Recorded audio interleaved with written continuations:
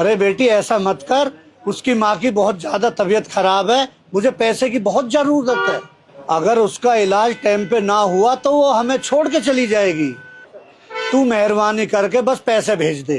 अरे उसकी माँ मरती है तो मर जाए, मुझे कोई फर्क नहीं पड़ता। और हमारे पास कोई पैसे नहीं है, और आज के बाद ना मुझे कॉल करने की जरूरत नहीं है, और बार बार यहाँ पैसे मांगने की भी जरूरत नहीं है, और ना ही कपिल को कॉल करने की जरूरत है।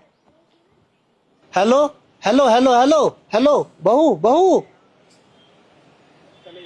हाँ लिए मैंने पैसे, और क्या करते इतने पैसों का ये? हर महीने तुमने कहा था 20-20 हजार रुपए ने भेजो। अरे क्यों लेंगे 20 हजार रुपए इतने? और देखो मैंने पैसे इसलिए नहीं भेजे क्योंकि मेरे खर्चे कम पड़ रहे थे, इसीलिए। और तुम कह रहे हो कि हर महीने ने 20 हजार रुपए दे देती। अरे क्यों देती मैंने पैसे? शर्म नहीं आती तुम्हें?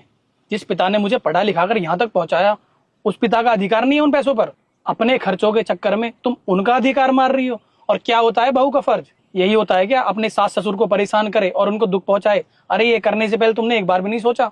अरे ये करने से पहले तुमने एक बार भी नहीं सोचा कि मुझे कितनी तकलीफ होगी, ये सोचकर कि तुमने मेरे माता पिता के साथ ऐसा किया? अरे जिस उम्र में माँ बाप को अपने बच्चे की सबसे ज्यादा जरूरत होती है, उस उम्र में तुमने मेरे माँ बाप से उसके बच्चे का सहारा छीना है।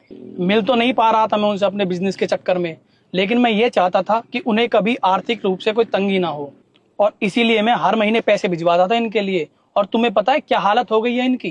तुम्हारे चक्कर में मेरे पापा दर बदर की ठोकर खा रहे हैं। बिल्कुल भी अच्छा नहीं किया तुमने ये।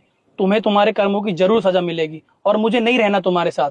मैं तुमसे डिवोर्स लूंगा। कपिल तुम ये क्या कह रहे हो? इतनी छोटी सी बात के लिए मुझे डाइवोर्स दोगे तुम? इतनी सी बात?